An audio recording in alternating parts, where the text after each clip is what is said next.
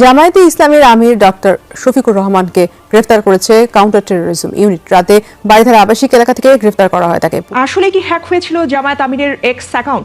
দেখো, জামাতের চেয়ে মিথ্যা বলার লোক গোটা দুনিয়ার মধ্যে দ্বিতীয় আছে বলে আমার মনে হয় না। জামায়াতে ইসলামীর আমির ডাক্তার শফিকুর রহমানের এক্স অ্যাকাউন্ট হ্যাক হওয়ার ঘটনায় তদন্ত এগিয়ে গেলেও সন্দেহভাজন একজনের গ্রেফতার ইস্যুকে কেন্দ্র করে তৈরি হয়েছে নতুন বিতর্ক। বঙ্গভবনের সহকারী প্রোগ্রামারকে আটক করার পর ডিবির ভেতরেই দেখা দিয়েছে দ্বিধা বিভক্তি। আর সেনাবাহিনী জানিয়েছে এই ঘটনায় তারা আলাদা কোনো তদন্তে যাচ্ছে না। তবে ডাক্তার শফিকুর রহমানের কুকীর্তি ঢাকতে প্রধান উপদেষ্টা এসব নীল নকশা করে থাকতে পারে বলে মন্তব্য করেছেন ঢাকা মহানগর দক্ষিণ যুবদলের সদস্য সচিব রবিউল ইসলাম নয়ন। জামায়াত আমিরের এক্স অ্যাকাউন্ট হ্যাক হওয়া নিয়ে যা ঘটছে এখন এটাকে সুস্পষ্ট একটা পরিকল্পনা বলে মনে হচ্ছে জামায়াতের দিক থেকে, যেটার মাধ্যমে তারা তার প্রধান প্রতিদ্বন্দ্বী বিএনপির ভীষণ ক্ষতি করার চেষ্টা করছে। আমরা গতকাল দেখেছি বঙ্গভবনের একজন কম্পিউটার প্রোগ্রামারকে ডিবি প্রাথমিকভাবে আটক করেছিল। এরপর সারা দিন নানা ঘটনা ঘটলো এবং সবশেষে বেশ রাতে পুলিশের পক্ষ থেকে প্রেস ব্রিফিং করা হয় এবং সেখানে জানানো হয় যে তারা ইনভেস্টিগেট করেছেন এবং তাকে গ্রেফতার করা হচ্ছে সংশ্লিষ্ট থানার মাধ্যমে। দর্শক, জামাতের আমিরের এক্স হ্যান্ডেল হ্যাক করার বিষয়ে মহাকাণ্ড কারখানা চলছে। আমরা গতকালকেই শুনেছিলাম যে রাষ্ট্রপতির বঙ্গভবনের একজন কর্মকর্তাকে প্রায় 17-18 ঘন্টা ডিবি অফিসে আটকে রাখার পরে তাকে গ্রেপ্তার দেখানো হয়েছে। হাতিরঝিল থানায় মামলা করানো হয়েছে, সেই মামলায় তাকে গ্রেপ্তার দেখানো হয়েছে এবং অবশেষে আজকে তাকে কোর্টে তোলা হয়েছিল। সেখানেও অনেক ঘটনা ঘটেছে, সেখানে তিনি কি বলেছেন সেই ব্যাপারগুলো উঠে আসছে, পুলিশ কি বলছে, ডিবি কি বলছে সেই ব্যাপারগুলো উঠে আসছে। এবং আমরা দেখছি যে বাংলাদেশের অন্যতম বড় সংবাদ মাধ্যম এবং বলা যায় যে বাংলাদেশের প্রধান সংবাদ মাধ্যম যেটা বিডি নিউজ 24, তারা ভয়াবহ একটা খবর দিচ্ছে যে এই বঙ্গভবনের কর্মকর্তার গ্রেপ্তার নিয়ে পুলিশের মধ্যে একটা বড় বিভাজন তৈরি হয়েছে। আসসালামু আলাইকুম প্রিয় দর্শক, আবার হাজির হলাম নতুন একটি ভিডিও নিয়ে। বাংলাদেশের রাজনৈতিক প্রেক্ষাপটে যে পরিস্থিতি এসে দাঁড়িয়েছে তারই আলোকে হাজির হলাম একটি ভিডিও নিয়ে। ইতিমধ্যে আপনারা ভিডিওর অংশবিশেষ দেখেছেন, অংশবিশেষ দেখেই বুঝতে পারছেন আজকে ভিডিওটা ঠিক কতটা গুরুত্বপূর্ণ হতে যাচ্ছে। তাই বলবো দর্শক, ভিডিও স্কিপ না করে চলুন ধারাবাহিকভাবে সম্পূর্ণ ভিডিওটি দেখে আসি। ধন্যবাদ সবাইকে। জামায়াতে ইসলামীর আমির ডাক্তার শফিকুর রহমানের এক্স অ্যাকাউন্ট হ্যাক হওয়ার ঘটনায় তদন্ত এগিয়ে গেলেও সন্দেহভাজন একজনের গ্রেফতার ইস্যুকে কেন্দ্র করে তৈরি হয়েছে নতুন বিতর্ক। বঙ্গভবনের সহকারী প্রোগ্রামারকে আটক করার পর ডিবির ভেতরেই দেখা দিয়েছে দ্বিধা বিভক্তি। আর সেনাবাহিনী জানিয়েছে এই ঘটনায় তারা আলাদা কোনো তদন্তে যাচ্ছে না। তবে ডাক্তার শফিকুর রহমানের কুকীর্তি ঢাকতে প্রধান উপদেষ্টা এসব নীল নকশা করে থাকতে পারে বলে মন্তব্য করেছেন ঢাকা মহানগর দক্ষিণ যুবদলের সদস্য সচিব রবিউল ইসলাম নয়ন।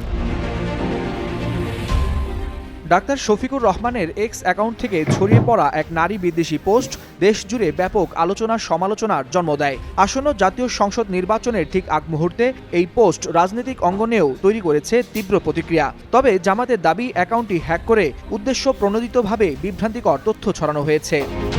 পর এই ঘটনার তদন্তে নামে ডিএমপির গোয়েন্দা শাখা ডিবি। তদন্ত চলাকালেই মঙ্গলবার দিবাগত রাতে রাজধানীর রাজারবাগ এলাকা থেকে বঙ্গভবনের সহকারী প্রোগ্রামার মোহাম্মদ সরোয়ার আলমকে আটক করা হয়। কিন্তু এখানেই শুরু হয় নতুন এক বিতর্ক।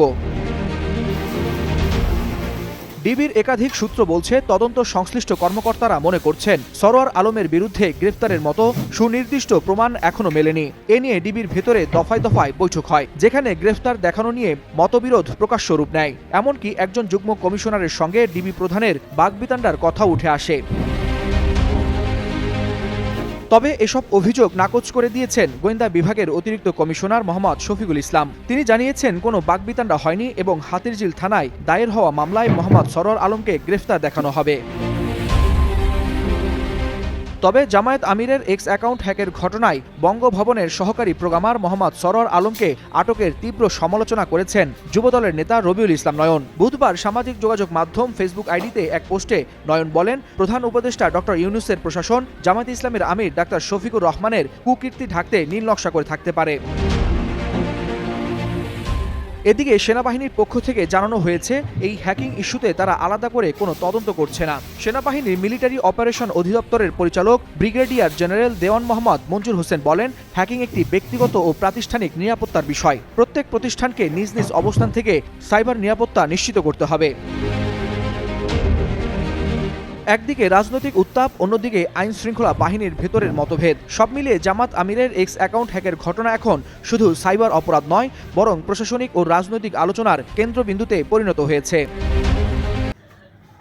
জামায়াত আমিরের এক্স অ্যাকাউন্ট হ্যাক হওয়া নিয়ে যা ঘটছে এখন এটাকে সুস্পষ্ট একটা পরিকল্পনা বলে মনে হচ্ছে জামায়াতের দিক থেকে, যেটার মাধ্যমে তারা তার প্রধান প্রতিদ্বন্দ্বী বিএনপির ভীষণ ক্ষতি করার চেষ্টা করছে। আমরা গতকাল দেখেছি বঙ্গভবনের একজন কম্পিউটার প্রোগ্রামারকে ডিবি প্রাথমিকভাবে আটক করেছিল।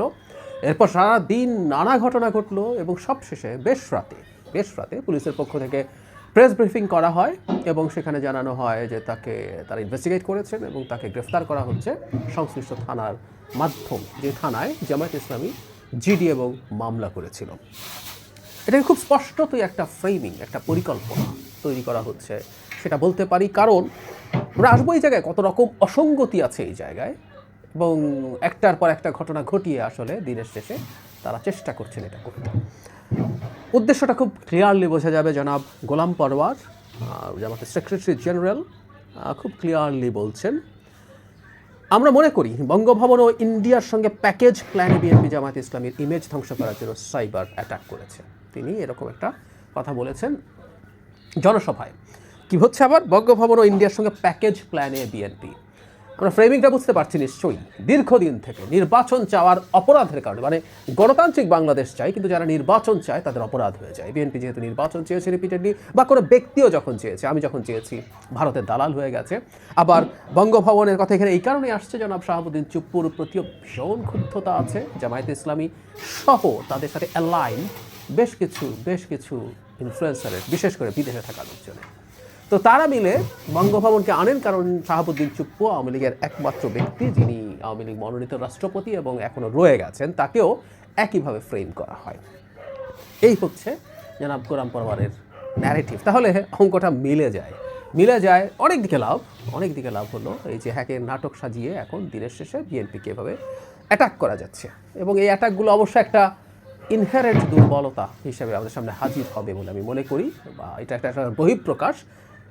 জামায়াত আসলে খুবই ফ্রাইটেন্ড বা খুবই ভীত বোধ করছে এই আচরণ। তাই যাই হোক, যা ঘটনা ঘটেছে সেটা একটু বলা দরকার। প্রাথমিকভাবে যখন ওই প্রোগ্রামারকে গ্রেফতার করা হয় তখন এই আলাপটা হচ্ছিল যে তাকে সরকারি চাকরির যে বিধি আছে, আইন আছে, সেটা লঙ্ঘন করে গ্রেফতার করা হয়েছে সংশ্লিষ্ট কর্তৃপক্ষের অনুমোদন ছাড়া। যদিও ব্রিফিং আমি দেখলাম সেখানে তারা বলছেন তারা এই অনুমোদন বা অনুমতি নিয়েছেন। কিন্তু এখানে খুবই ইন্টারেস্টিং একটা ব্যাপার আছে, সেটা হলো তাকে গ্রেফতার করা উচিত হবে কি হবে না সেটা নিয়ে ডিবি দ্বিধাবিভক্ত হয়ে পড়েছিল। আমি পড়ছি প্রথম আলো থেকে। নাম প্রকাশ না করার শর্তে একজন ডিবি কর্মকর্তা বলেন, এখন পর্যন্ত ডিজিটাল ফুটপ্রিন্ট যতটুকু পাওয়া যাচ্ছে তাতে দেখা যাচ্ছে সারওয়ার আলম সরকারি যে ইমেইল ব্যবহার করতেন সেটি আগেই হ্যাকড হয়েছিল। ফলে তার বিরুদ্ধে আইনগত ব্যবস্থা নেওয়া হবে কিনা সে বিষয়ে আজ সন্ধ্যা পর্যন্ত সিদ্ধান্ত হয়নি। সম্ভবত তারা এই জায়গায় শক্ত ছিলেন, কারণ সংবাদ সম্মেলনেই দেখেছি একজন সাংবাদিক প্রশ্ন করেছিলেন যে ডিবি কর্মকর্তারা এটা বয়কট করেছে। যারা দর্শক, জামাতের আমিরের এক্স হ্যান্ডেল হ্যাক করার বিষয়ে মহা কাণ্ড কারখানা চলছে। আমরা গতকালকেই শুনেছিলাম যে রাষ্ট্রপতির বঙ্গভবনের একজন কর্মকর্তাকে প্রায় 17-18 ঘন্টা ডিবি অফিসে আটকে রাখার পরে তাকে গ্রেপ্তার দেখানো হয়েছে। হাতিরঝিল থানায় মামলা করানো হয়েছে, সেই মামলায় তাকে গ্রেপ্তার দেখানো হয়েছে এবং অবশেষে আজকে তাকে কোর্টে তোলা হয়েছিল। সেখানেও অনেক ঘটনা ঘটেছে, সেখানে তিনি কি বলেছেন সেই ব্যাপারগুলো উঠে আসছে, পুলিশ কি বলছে, ডিবি কি বলছে সেই ব্যাপারগুলো উঠে আসছে।